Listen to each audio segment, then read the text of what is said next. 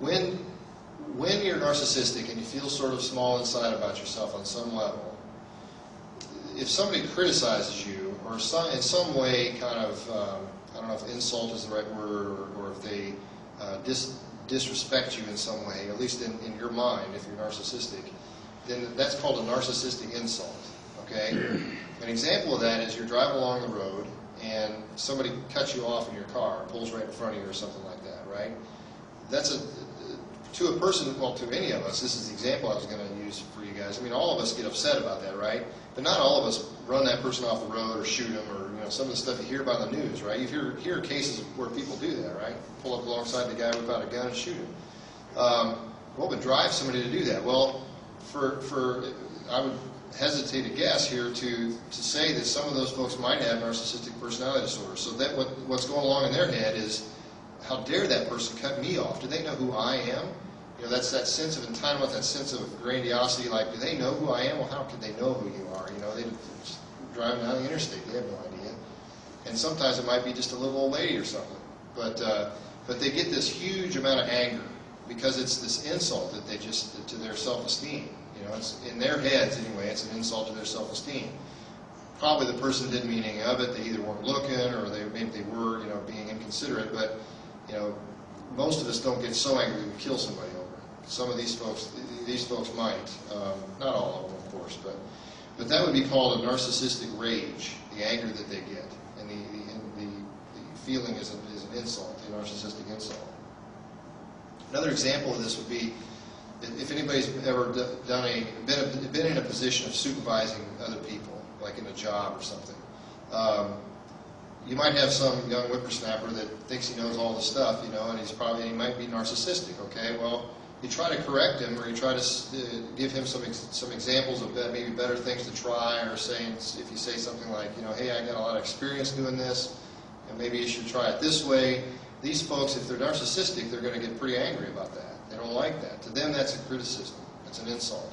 How dare you tell me I don't know how to do my job? I can do this job better than you or anyone else. And they get all upset and get in the boss's face, or if not, they sometimes go around behind the boss and badmouth him and all that. So that's just another example of how narcissistic personality can affect you. Interestingly enough, about 50 to 75% of the diagnoses for narcissistic personality disorder are men. I'm not exactly sure why that is, but it tends to be what happens. It's about 1% in the general population, but if you look at psychiatric clinics, it's about 2 to 16% of folks that have this disorder.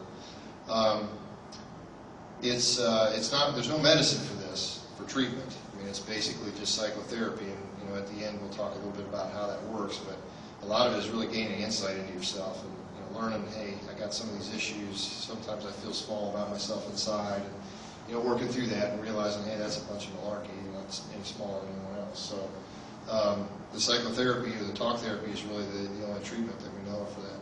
So does that stuff sound like Winchester, or did you guys remember that surgeon on ER? That guy that you don't remember that? He was pretty. He kind of treated everybody else like they were one down. And that's a classic. That's a great example. Rocket Romano, I think was his name. And he died, I think.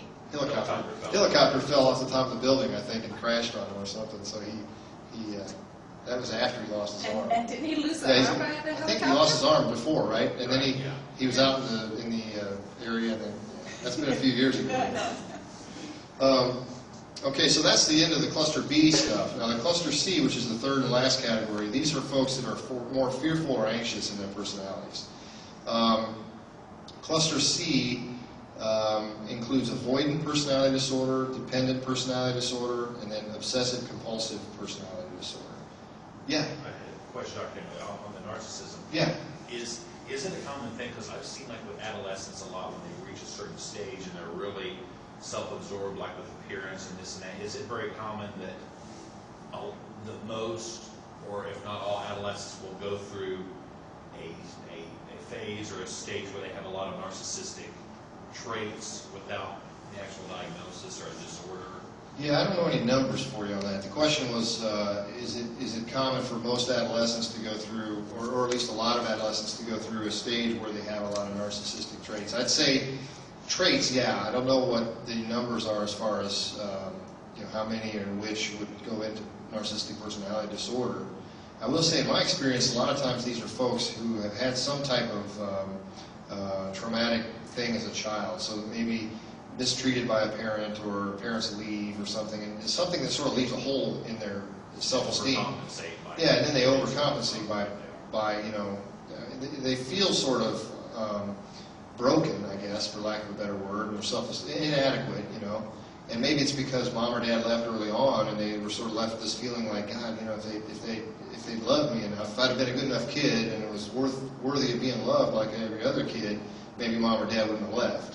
So they have that feeling like that, and then they kind of go into adulthood with a lot of that feeling plus the anger, and it may turn into this narcissistic personality disorder. Now that's sort of theory on my part, and but I don't know what other folks have treated folks like this, what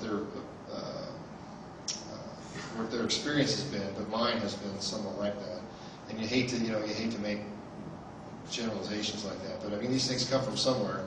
Part of it is, we talked about last time about personality disorders coming, or that you're born with a certain temperament, and so a narcissistic person might be kind of an impulsive or aggressive temperament, and then have some type of traumatic event that occurs that then leads them to have this, broken feeling about themselves, inadequate feeling.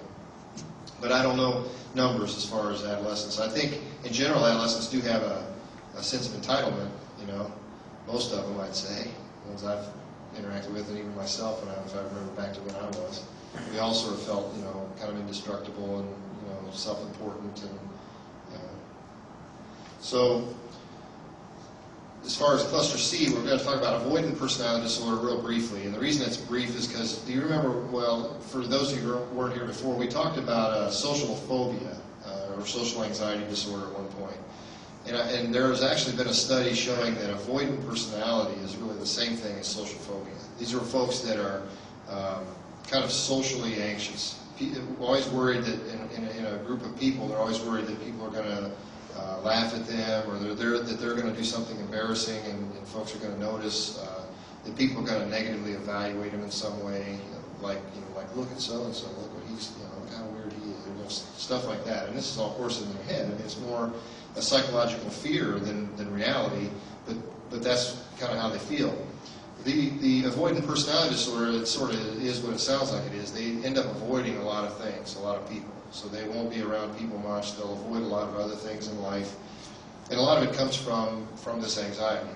The best example I came up with, and it actually wasn't me, but that my friend came up with was, you guys remember the movie Breakfast Club from the 80s? There was a character in there that was played by Ali Sheedy, and she had really jet black hair, and she was remember the show, they were all in detention.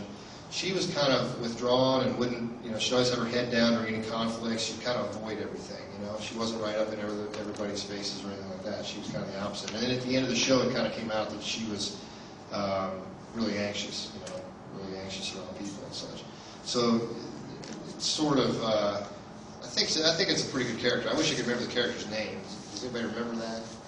It's been too long. It's been the 80s, But these folks are real socially inhibited. They feel inadequate. Again, you're starting to see some themes here, and they're sort of sensitive to criticism by other people, or at least fearful that other people are going to do that, even if they don't.